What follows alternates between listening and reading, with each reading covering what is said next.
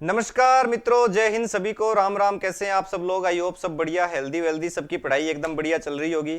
अभी जो आप लोग मेरे पीछे स्क्रीन पे जो ये लगा हुआ देख रहे हैं बैनर, ये बैनर नहीं है, ये है आपके खुशियों की चाबी, आप ऐसा मान लो। क्योंकि दिव्य दृष्टि क्लासेस की तरफ से 26 तारीख को on the occasion on constitution day यानी संविधान दिवस के मौके पर सिर्फ 26 रुपए में, नाम मात्र रुपए में आपसे सारे कोर्स है वो आपको दिए जा रहे हैं। इसमें आप कोई सा भी कोर्स ले, चाहे वो लाइव है, चाहे रिकॉर्डेड है, चाहे टेस्ट सीरीज है, चाहे वो राजस्थान के कोई एग्जाम के लिए, चाहे वो सेंट्रल गवर्नमेंट के कोई भी एग्जाम के लिए आप कोई भी कोर्स परचेज कर रहे हैं, चाहे वो रीट मेंस का है, SICT का है, LDC का है, चतुर्थ श्रेणी कर्मचारी का है, चाहे कृषि पर्यवेक्षक, लैब असिस्टेंट की वैकेंसी। कल ही आलोक राज सर का ट्वीट आप सबने देखा है कि लैब असिस्टेंट की vacancy as usual schedule time पे होगी, तो आप अभी से लैब असिस्टेंट का कोर्स लेके बढ़िया अपनी तैयारी कर सकते हैं। महिला सुपरवाइजर और दिल्ली पुलिस के एग्जाम हमारे ऑफलाइन ऑनलाइन बैच सब चल रहे हैं, तो आप इनमें एनरोल हो सकते हैं। तो आप लोग भूलना मत, 26 तारीख को सुबह 7 बजे से लेके शाम को 7 बजे तक दिव्य दृष्टि क्लासेस के जितने भी कोर्सेज हैं आपको मात्र 26 रुपए में मिलने वाले हैं।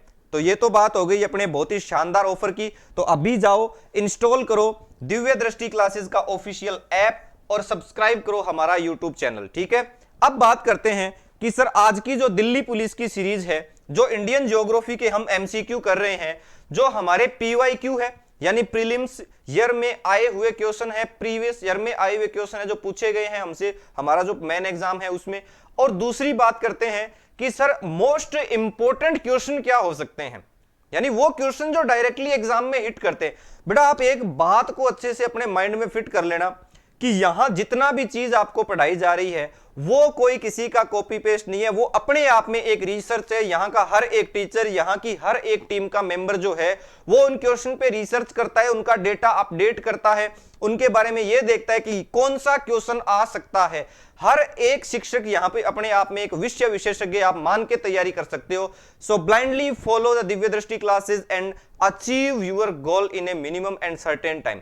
ठीक है, ये बात हो गई आपके लिए। चलिए बात करते हैं आज के क्वेश्चंस पे, बात करते हैं आज के क्वेश्चंस पे बात करते हैं बेटा। तो सबसे पहला जो हमारा क्वेश्चन है, सबसे पहला जो हमारा क्वेश्चन है वो तो ये आपके लिए क्वेश्चन नहीं आंसर है कि अभी जाके इनरोल हो जाना और 26 तारीख का वेट कर लेना। ठीक है, अब चलते हैं, बात करते हैं। चलो बहुत ही शानदार से क्वेश्चन है। निम्न में से किन राज्यों में आपको लेटेराइट सोइल, यानी किन राज्यों में आपको लेटेराइट सोइल मिल सकती है, किन राज्यों में आपको लेटेराइट सोइल है ये मिल सकती है।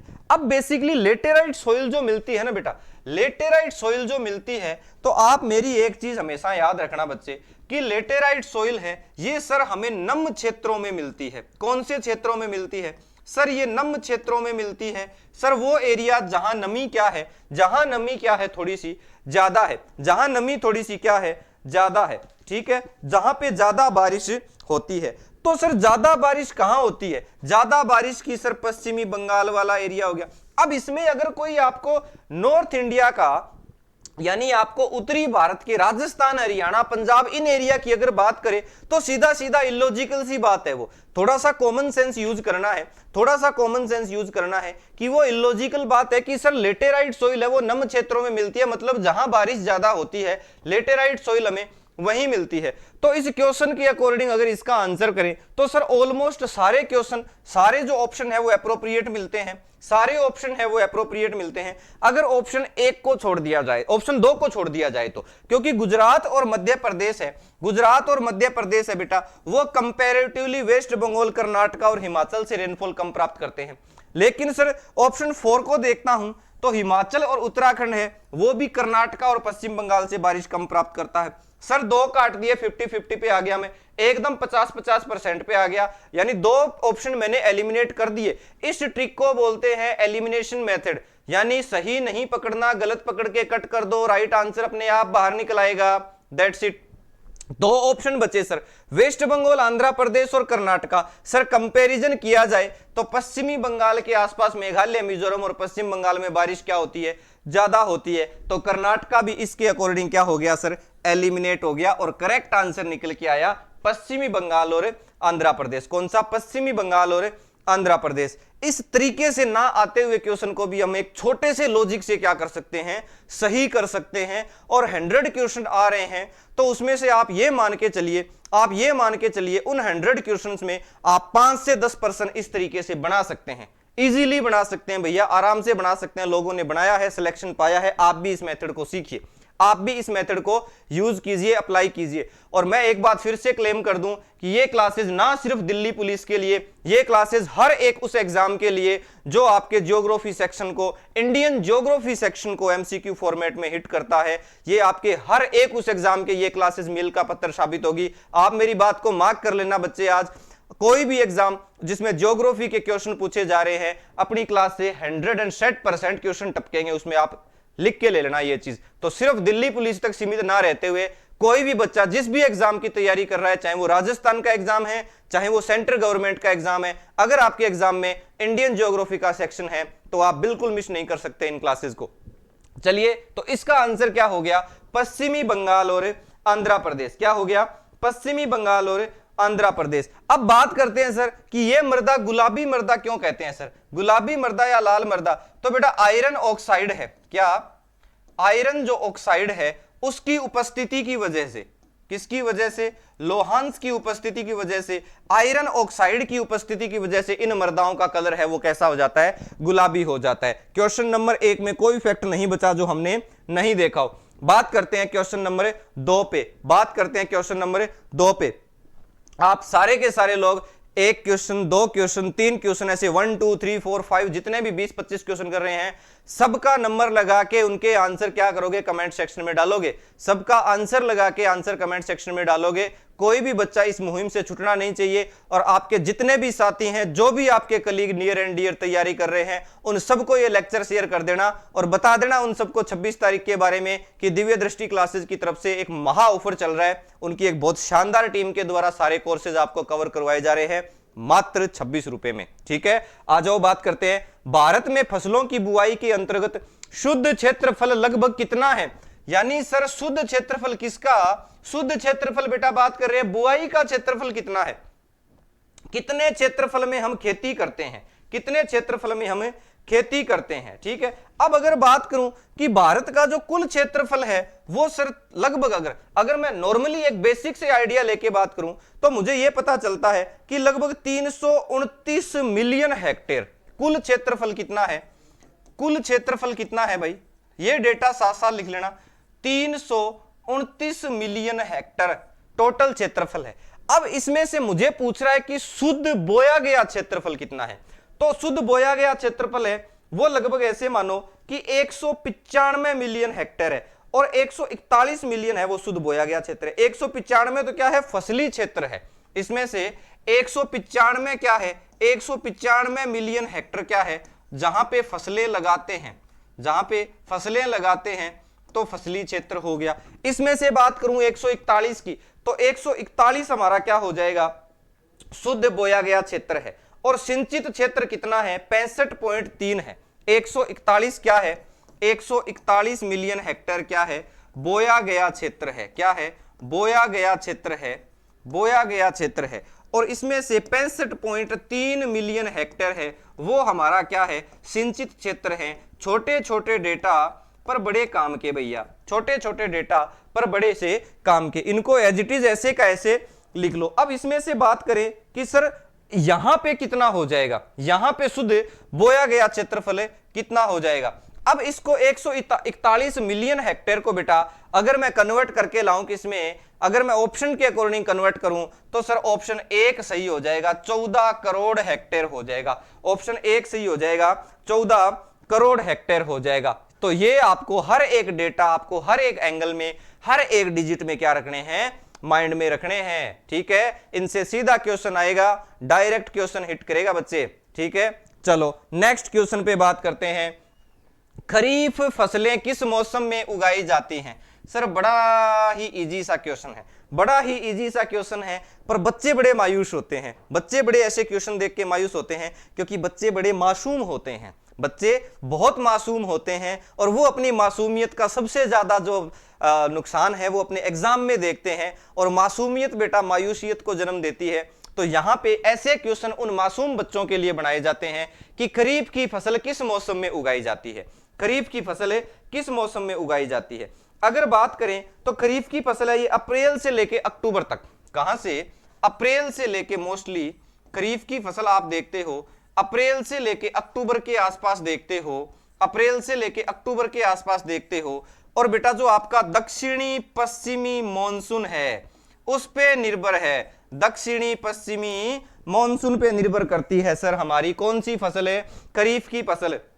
लेकिन यहां ऑप्शन के अकॉर्डिंग देखा जाए तो कोई गर्मी जैसा सीन नहीं है, शीत जैसा शीत नहीं है, बसंत जैसा बारिश के मौसम में, क्योंकि दक्षिणी पश्चिमी मानसून आएगा खरीफ की फसलों को उगाएगा। सिंपल सा कंसेप्ट। वहीं रबी की फसल की बात करते हैं, रबी की फसल की बात करते हैं तो शीत ऋतु में उगाई जाती है सर, शीत ऋतु में या सर्द ऋतु वाले मौसम में। और यहाँ पे जो बारिश होती है उसको मावठ कहते हैं, यहाँ पे जो बारिश है उसको मानसून कहते हैं। क्या कहते हैं?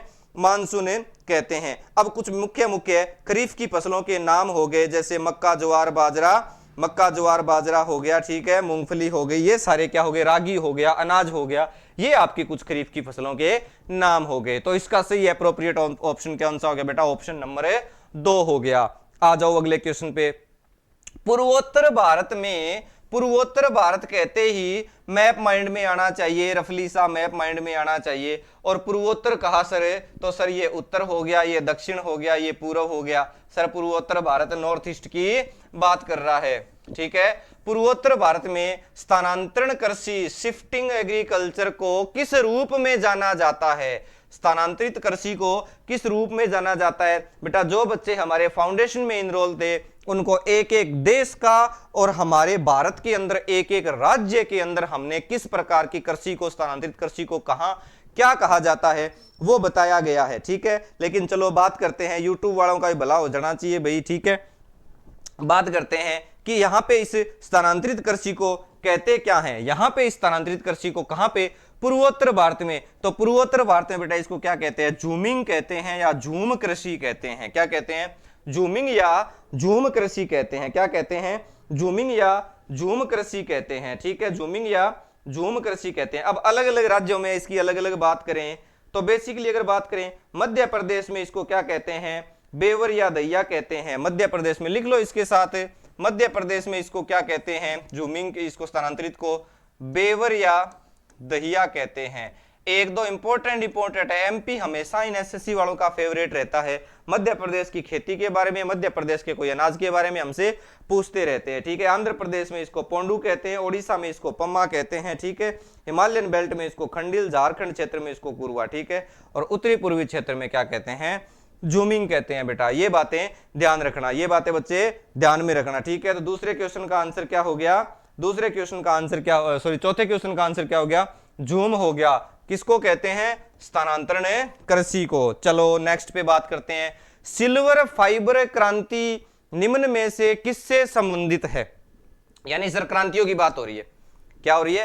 क्रांतियों की बात हो रही है। हमें सारी क्रांतियां हमारे टिप्स पे होनी चाहिए, एक एक क्रांति हमारे टिप्स पे होनी चाहिए। यानी ये सर बात किसकी कर रहा है? ये बात कर रहा है बेटा रजत क्रांति की। किसकी बात कर रहा है? ये इस चीज के बारे में बात कर रहा है। रजत के अंदर भी ये फाइबर वाले की बात कर रहा है, सिल्वर फाइबर की बात कर रहा है। तो ये बेसिकली किसके लिए इंपॉर्टेंट थी आपकी? ये बेसिकली आपकी कपास के लिए इंपॉर्टेंट थी। किसके लिए चलाई गई थी? कपास के लिए चलाई गई थी। किसके लिए चलाई गई थी? कपास के लिए चलाई गई थी। आप बताओगे श्वेत क्रांति का संबंध किससे है? आप आफ्टर क्लास कमेंट करोगे श्वेत क्रांति का संबंध किससे है, लाल क्रांति का संबंध किससे है, लाल क्रांति का संबंध किससे है, और गुलाबी क्रांति का संबंध किससे है। ये आप कमेंट सेक्शन में बताओगे। कल की क्लास में आपको ये मेरी तरफ से सही आंसर बताया जाएगा, ठीक है। आपके लिए काम है, काम करोगे तभी नाम होगा। श्वेत क्रांति, लाल क्रांति, गुलाबी क्रांति। सिल्वर फाइबर क्रांति का संबंध किससे हो गया? हमारा कॉटन से हो गया बच्चे, कपास से हो गया, ठीक है, ठीक है। इसको रजत रेशा भी कहा जाता है। और ये गोल्डन जो आप बात करते हो कि सर जूट से कौन सी जुड़ी हुई है, तो जूट से याद रख लेना, जूट से याद रख लेना गोल्डन फाइबर क्रांति आपकी जूट से जुड़ी हुई है। गोल्डन फाइबर क्रांति आपकी जूट से जुड़ी हुई है। सिल्वर फाइबर आपकी कपास से जुड़ी है। श्वेत, रेड एंड पिंक के बारे में, व्हाइट, रेड एंड पिंक के बारे में आप लोग आंसर करेंगे, आप लोग इसके बारे में आंसर करेंगे, ठीक है। जब भी सेशन देखो तो शेयर करना कभी नहीं भूलना। आपके मैसेज आपके उन दोस्तों के फोन में धनाधन होने चाहिए जब भी ये क्लास आपके सामने लाइव या अपलोड जब भी होती है। आप डेली उनको रिमाइंड कराओ कि क्लास आ गई, पढ़ना है, नौकरी लेना है, ठीक है। अपने सभी इन चीजों का ध्यान रखेंगे। चलो भाई अगला क्वेश्चन, भारत के किस राज्य को भारत की रोटी की टोकरी का लोकप्रिय नाम दिया गया है?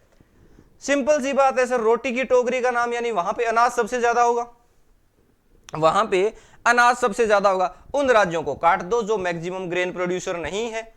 यूज करो एलिमिनेशन मेथड, यूज करो एलिमिनेशन मेथड। जल्दी से बताओ, क्वेश्चन 6 का आंसर करो, क्वेश्चन 6 का आंसर करो। सर महाराष्ट्र में हमने ऐसा कुछ नहीं देख रखा, सर असम में हमने ऐसा कुछ नहीं देख रखा, 2 ऑप्शन हमारे बाहर हुए।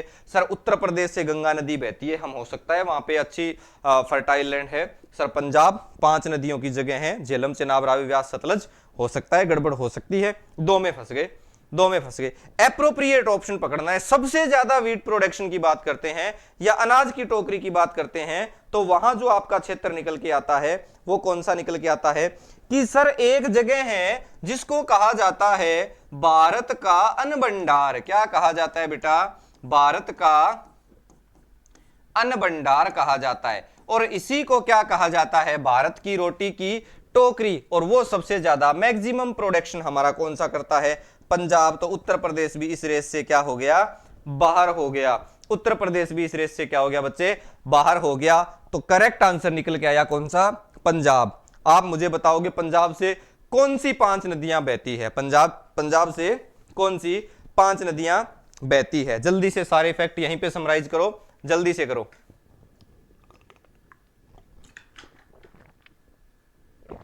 चलो बात करते हैं नेक्स्ट क्वेश्चन की, बात करते हैं नेक्स्ट क्वेश्चन की, बात करते हैं कि सर इसमें 1-2 फैक्ट और देख लिए जाए। तो सर अगर आप यहां पे वेस्ट बंगाल को भी, एक है चावल का कटोरा, एक है चावल का कटोरा। चावल का कटोरा आपका किसको बोला गया है? चावल का कटोरा आपका पश्चिमी बंगाल को बोला गया है भाई। चावल का कटोरा की संज्ञा किसको है? पश्चिम बंगाल। रोटी की टोकरी या भारत का अन्न भंडार है, पंजाब को बोला गया। चलें आगे बात करें नेक्स्ट क्वेश्चन, क्वेश्चन नंबर 7 पे। निम्न में से कौन सी फसल खरीफ की फसल का उदाहरण नहीं है? Favourite question. आपको 3-4 कोई रबी वाली दे देगा, कोई खरीफ वाली दे देगा, एक इधर उधर की मिक्स करके पूछेगा। याद कर लेना, दूसरा कोई एंटीट्यूड नहीं है। बार बार पढ़ो, बार बार पढ़ो। मैं हमेशा एक मेथड ही बताता हूं बच्चों को कि ट्रिपल आर लगाओ, ट्रिपल आर लगाओ, ठीक है। पहले कोई चीज है उसको लिख लो, ये डब्ल्यू से होता है लेकिन आर से। राइट करो, रीड करो एंड रिवाइज करो।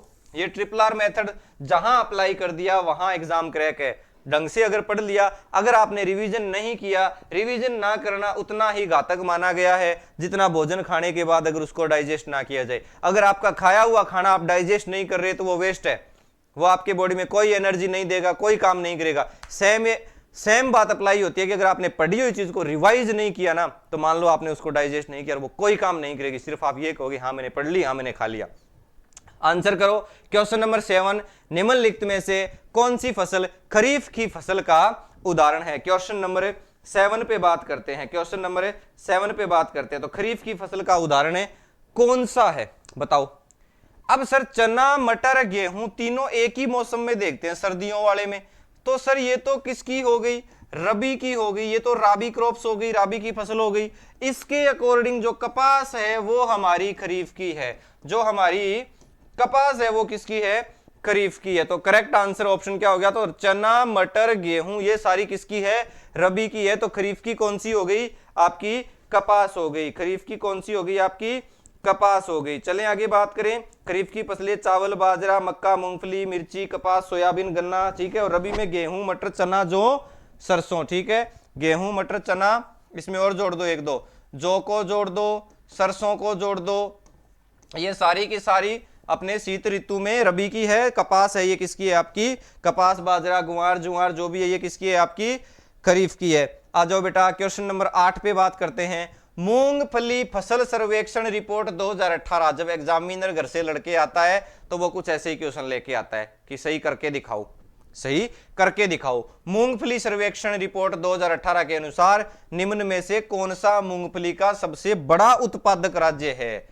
Which one is the largest producer of peanuts, peanuts यानी मूंगफली सबसे ज्यादा कौन उत्पादित करता है? बिहार, गुजरात, पश्चिम बंगाल, हरियाणा। बिहार, बंगाल, पश्चिम बंगाल, बिहार, गुजरात, पश्चिम बंगाल और हरियाणा। ठीक है, जल्दी से बताओ, जल्दी से बताओ, जल्दी से आंसर बताओ। सर बेसिकली बात करते हैं तो सर बिहार की तरफ तो कोई ऐसा क्रेज नहीं है। सर हरियाणा हमारा पहलवानी से ही बाज नहीं आ रहा। सर फंस गई बात पश्चिम बंगाल, पश्चिम बंगाल सर चावल का कटोरा। तो ये लो जी, ये टैग देते हैं गुजरात को, ये टैग देते हैं गुजरात को। बेटा नंबर 1 पे गुजरात है, नंबर 2 पे राजस्थान है मूंगफली उत्पादन में। नंबर 2 पे कौन है? राजस्थान है। नंबर 2 पे कौन है? राजस्थान है। तो नंबर 1 पे तो गुजरात है, नंबर 2 पे कौन है मूंगफली के उत्पादन में? राजस्थान है। कितना ट्रिकी सा क्वेश्चन, ऐसे रिपोर्ट दे के ऐसे हिला दिया। रिपोर्टें दी तो हिल गए कि अरे बाप रे रिपोर्ट से क्वेश्चन, रिपोर्ट में भी मूंगफली से क्वेश्चन। लेकिन बहुत ईजी है, प्रथम द्वितीय 2 याद कर लो, मोस्टली क्वेश्चन इसी से फंस जाता है। ठीक है, और यहां क्वेश्चन हो सकता है, पॉसिबिलिटी है कि YouTube क्लासेस की लिमिटेशन है कि हम सारे क्वेश्चन जितने बुक में उतने नहीं बता पाते, लेकिन वो क्वेश्चन आपको ये बताते हैं कि ऐसे क्वेश्चन आते हैं। मान लो मैंने मूंगफली का यहां करवाया, मैंने मूंगफली का यहां करवाया, तो आपको अब क्या पढ़ लेना चाहिए? मक्का, सोयाबीन, ये सारी चीजें देख लेनी चाहिए। ठीक है, ये सारी चीजें देख लेनी चाहिए। जैसे जैसे गंवार, बाजरा, गंवार, बाजरा, सरसों, गंवार, बाजरा, सरसों, जो इन सब में लार्जेस्ट प्रोड्यूसर आपका कौन है? इन सब में लार्जेस्ट प्रोड्यूसर आपका कौन है? राजस्थान है। ठीक है, और राजस्थान नंबर 2 पे किस में आता है? राजस्थान नंबर 2 पे आता है मूंगफली में। नंबर 1 पे कौन आता है? सर नंबर 1 पे हमारा गुजरात आता है। चलो अगला क्वेश्चन, निम्न में से किस फसल का वर्णन इस प्रकार किया गया है? ठीक है, अब फसल पूछ रहा है, सिचुएशन देके फसल पूछ रहा है, और ज्यादा क्वेश्चन को ट्रिकी बनाने की कोशिश कर रहा है। आंसर दे रहा है, क्वेश्चन पूछ रहा है, क्वेश्चन देके आंसर नहीं, आंसर देके क्वेश्चन। यह एक ऐसी फसल है जिसका उपयोग भोजन और चारे दोनों के रूप में होता है। Very good. यह खरीफ की फसल है जिसे 21 डिग्री सेंटीग्रेड से 27 डिग्री सेंटीग्रेड के बीच तापमान की आवश्यकता होती है, और यह पुरानी जलोढ़ मिट्टी में अच्छी तरह से बढ़ती है। पुरानी जलोढ़ मिट्टी में अच्छी तरह से बढ़ती है। सर पहले तो खरीफ और रबी का हमारे माइंड में कंसेप्ट होना चाहिए। पहले तो खरीफ और रबी का हमारे माइंड में क्या होना चाहिए बेटा? कंसेप्ट होना चाहिए। ठीक है, खरीफ और रबी का हमारे माइंड में कंसेप्ट होना चाहिए। ठीक है, पहले तो ये बात होनी चाहिए। अब बात करते हैं कि खरीफ की फसल है खरीफ तो सर बाजरा, भाई साहब बाजरा, राजस्थान की भीषण गर्मी, बाहर करो इसको, इसको बाहर करो। ठीक है, 21 से 27 गांव से ऊपर भी हो जाए कोई दिक्कत नहीं है हमारे। ठीक है, और दूसरा इसका कोई चारे के रूप में। दूसरी बात करते हैं सर रागी, ना जी ना, ये भी इसमें नहीं आती। तीसरी बात करते हैं तिल, ना बिल्कुल भी। तो सर बच गया कौन? जो बहुत ज्यादा इटेबल और चारा, मक्का की बात हो गई। यानी जो आपका मेज है, जो आपका मक्का है, वो इस क्वेश्चन की प्रॉपर्टीज पे एकदम क्या बैठता है? फिट बैठता है। जो आपका मक्का है वो इस क्वेश्चन की प्रॉपर्टी पे क्या बैठता है? एकदम फिट बैठता है। जो भोजन और चारे दोनों में प्रयोग होता है। खरीफ की ये क्या है? फसल है। पुरानी जलोढ़ मृदा इसको चाहिए, पुरानी जलोढ़ मृदा इसको चाहिए। चलो बात करते हैं, निम्नलिखित में से कौन सी मध्य और दक्षिणी भारत के अर्ध शुष्क क्षेत्रों की मुख्य खाद्य फसल है? मध्य और दक्षिणी भारत की बात हो रही है, यानी ऑलमोस्ट आप ये मान के चलो कि मध्य और दक्षिणी की बात होती है तो ये पूरा एरिया ले लो नीचे, गुजरात से लेके पूरा ये नीचे वाला एरिया ले लो। ठीक है, अब इनमें बात करते हैं कि यहां की अर्ध शुष्क क्षेत्र की मुख्य खाद्य फसल का नाम बताना है। ठीक है, मुख्य खाद्य फसल का नाम बताना है। बताओ, जल्दी से बताओ। अब यहां पे अगर बात करोगे तो बाजरा तो राजस्थान में ही ज्यादा है, इधर नहीं है। रागी भी नहीं है, यहां पे मक्का भी नहीं है, तो ऑप्शन क्या हो जाएगा? जवार हो जाए, क्योंकि ये बाकी अर्ध शुष्क, ये तो बिल्कुल शुष्क एरिया की होगी, ये तो बिल्कुल शुष्क, ये अर्ध शुष्क में नहीं आती, तो कौन सी बच गई फिर?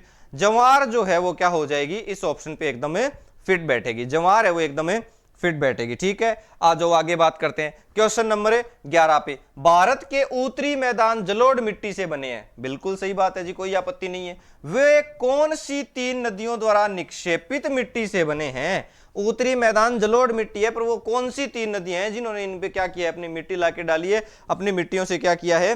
निक्षेपण किया है। क्वेश्चन नंबर 11 के बारे में जल्दी से दिमाग लगाओ। 11 के बारे में सबसे जल्दी से दिमाग लगाओ। क्वेश्चन 11 की जब बात करते हैं तो सर हम ये देखते हैं कि यहां एक तो नदी है हमारी गंगा, ठीक है, ठीक है, गंगा, गंगा के ऊपर सर सिंधु और उसकी सहायक नदियां, ठीक है।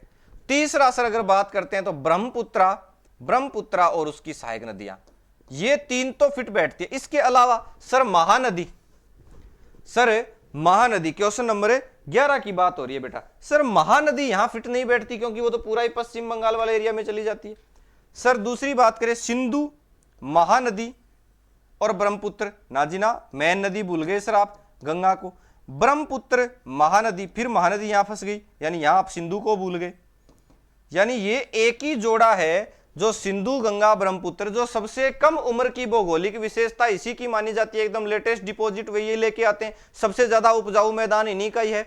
सिंधु की सहायक नदियां श्योक हो गई, उसके अलावा आगे बात करें तो झेलम, चेनाब, रावी, व्यास, सतलज हो गई। गंगा की बात करें तो यमुना हो गई, उसके बाद घाघरा, गोमती, गंडक, कोसी, उससे एक अलग धारा और निकल गई, दामोदर निकल गई, स्वर्ण रेखा निकल गई। ऐसे ही ऊपर से बात करें तो हमारी ब्रह्मपुत्र आई, ठीक है, ब्रह्मपुत्र आई, फिर गंगा और ब्रह्मपुत्र की संयुक्त धारा है वो क्या बनाती है, डेल्टा बनाती है। तो ये पूरे के पूरे उत्तरी भारत के मैदानों को क्या करती है, सींचती है, इरिगेशन प्रोवाइड करवाती है, पीने की व्यवस्था करवाती है, हर एक प्रकार से इकोनॉमिक व्यवस्था है उसको संभाल के रखती है। तो करेक्ट ऑप्शन कौन सा हो गया बेटा, सिंधु हो गया, गंगा हो गया और ब्रह्मपुत्र हो गया, सिंधु हो गया, गंगा हो गया और ब्रह्मपुत्र हो गया। चलो क्वेश्चन नंबर 12, भारत को कृषि में दी गई मुख्य विशेषताओं में आदिम जीविका कृषि की विशेषता क्या है। यानी आदिम जीविका कृषि विशेषता की कृषि की विशेषता क्या है। आदिम निर्वाह कृषि को अपन बेसिकली क्या कहते हैं, आदिम निर्वाह यानी लोग सिर्फ अपने खाने पीने के लिए प्रोडक्शन करते हैं और बाद में कहीं चले जाते हैं।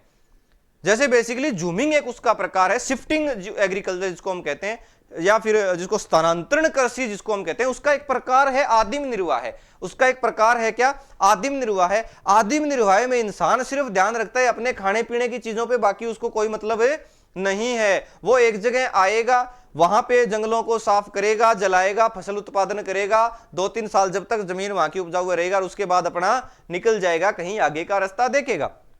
तो यहां इसकी विशेषता क्या है, क्या वो केमिकल और फर्टिलाइजर यूज करते हैं, कहां गुरुजी, इतने ईशाने समझदार होते तो आदिम निर्वाह थोड़ी करना होते, इतने ईशाने होते तो आदिम निर्वाह थोड़ी ना कर रहे होते। तो ऑप्शन एक तो क्या हो गया, ये ऑप्शन 2 तो क्या हो गया, गलत हो गया। कीटनाशक का यूज करने वाले होते तो बेचने ना लग जाते, उच्च पैदावार किस्म के बीज की जानकारी होती तो आदिम जीवन थोड़ी ना जी रहे होते, लोगों से जमीन छीन के खा रहे होते। ठीक है, जिनको इतनी समझ है वो खेती थोड़ी करते हैं, जिनको इतनी समझ है वो खेती थोड़ी करते हैं, वो तो खेतों पे राज करते हैं। ये क्या करते हैं, कृतन और दहन, यानी वनों की कटाई करते हैं या वनों को क्या करते हैं, जलाते हैं, दहन करते हैं और अपना जीवन का निर्वाह करते हैं। तो थोड़ा सा कॉमन सेंस यूज किया तो ऑप्शन फर्स्ट क्या हो गया, करेक्ट हो गया। ऑप्शन फर्स्ट क्या हो गया बेटा, करेक्ट हो गया। चलो नेक्स्ट क्वेश्चन पे, निम्न में से किस प्रकार की मिट्टी को रेगुड़ मिट्टी के नाम से भी जाना जाता है, किस प्रकार की मिट्टी को रेगुड़ मिट्टी के नाम से भी जाना जाता है। ठीक है, अब ये जो मिट्टी है ये बेसिकली क्या होती है, इसकी जो पानी ग्रहण क्षमता है वो बहुत होती है, पानी ग्रहण क्षमता है वो क्या होती है, इसकी बहुत ज्यादा होती है, पानी ग्रहण क्षमता ज्यादा होती है। दूसरा, ये कपास के लिए बहुत उपयुक्त मिट्टी है। दूसरा, मैं हिंट दे रहा हूं, अब आप तक आंसर आ जाना चाहिए, कपास के लिए क्या है, बहुत ज्यादा उपयुक्त है, कपास के लिए ये बहुत ज्यादा उपयुक्त है। तो कौन सी हो जाएगी, काली मृदा हो जाएगी, कौन सी हो जाएगी, काली मृदा हो जाएगी, ब्लैक सॉइल हो जाएगी। ठीक है, बात करें ये मिट्टी के पोषक तत्वों से आपको क्या मिलती है, भरपूर मिलती है। निम्न में से कौन सी मिट्टी काजू के पेड़ उगाने के लिए उपयुक्त है, बताओ, बड़ा ही ट्रेंड से हटके क्वेश्चन है। काजू के पेड़ लगाने के लिए क्या कौन सी मिट्टी है वो उपयुक्त है। ठीक है, अब काजू के पेड़ के लिए ऐसी मिट्टी चाहिए जिसमें क्या हो, उर्वरता थोड़ी सी ज्यादा हो, तो यहां पे कौन सी मिट्टी हो जाएगी, बलुई दोमट मिट्टी। कौन सी बेटा, बलुई दोमट मिट्टी से क्या मिलता है, काजू को तोड़ते हैं तो 2 टुकड़े, अलग अलग 2 स्लाइस, तो 2 मट मिट्टी, बलुई दोमट मिट्टी होती है काजू के लिए उपयुक्त, याद रखना। आज की क्लास का लास्ट क्वेश्चन, क्योंकि बड़े बड़े लेक्चर नहीं रखेंगे, 30-30 मिनट के सेशन रखेंगे, जल्दी से निपटाया, खत्म किया, पढ़ लिया, आगे चले गए। ठीक है, बलुई दोमट मिट्टी के बाद बात करते हैं। मक्का और गन्ने के तने के निचले सिरे से बाहर आने वाली सहायक जड़ों को क्या कहा जाता है? जो जमीन के अंदर धसी हुई जो सहायक जड़ें हैं जो बाहर आती है, उनको किस नाम से जाना जाता है? बड़ा ही टेक्निकल सा क्वेश्चन है, ऐसे लगता है सर जियोग्राफी से हटके साइंस में घुस गए। ठीक है, क्वेश्चन नंबर 15 का आंसर करो बेटा। इनको क्या कहा जाता है? सर प्राइमरी रूट तो जो अंदर रहती है, ये एकदम नीचे रहती है, प्रोप जड़ भी नहीं, तो इनको क्या कहते हैं? अवस्तंभ जड़ कहते हैं बेटा। क्या कहते हैं? अवस्तंभ जड़ कहते हैं। ठीक है, अब मैंने जितने भी आपको क्वेश्चन इस क्लास के दौरान दिए हैं, उनका वहीं साथ साथ आप क्या करते जाएं? आंसर करते जाएं, वहीं साथ साथ आंसर करते जाएं। और एक चीज अपने जो माइंड में रखनी है वो ये, भूल मत जाना, चूक मत जाना, 26 तारीख को दिव्य दृष्टि क्लास का जो महा ऑफर है, सुबह 7 बजे से लेकर शाम को 7 बजे तक आपको हर एक कोर्स वो लाइव है, रिकॉर्डेड है, टेस्ट सीरीज है, चाहे वो सेंटर का एग्जाम है, चाहे वो स्टेट का एग्जाम है। तो अभी इंस्टॉल करो दिव्य दृष्टि क्लासेस का ऑफिशियल एप्लीकेशन, और 26 तारीख को क्या कर लेना? कोर्स में एनरोल हो जाना। आपको सारी चीजें यहां से, टॉप मोस्ट फैकल्टी और बहुत अच्छे पेपर, जिनसे आपको सीधे सीधे एग्जाम में क्वेश्चन हिट मिलेंगे। और यहां से आपको क्या, लाइव और रिकॉर्डेड क्लासेस और इतने सारे एग्जाम के लिए एक सिंगल वन स्टॉप सॉल्यूशन जगह से मिल जाएगा, और कहीं जाने की आपको नीड भी नहीं है। और दूसरा, सब्सक्राइब कर लेना अपने चैनल को, और अभी इंस्टॉल करिए दिव्य दृष्टि क्लासेस का ऑफिशियल एप्लीकेशन। मिलते हैं जल्दी एक नए सेशन में, तब तक के लिए थैंक यू, बाय बाय।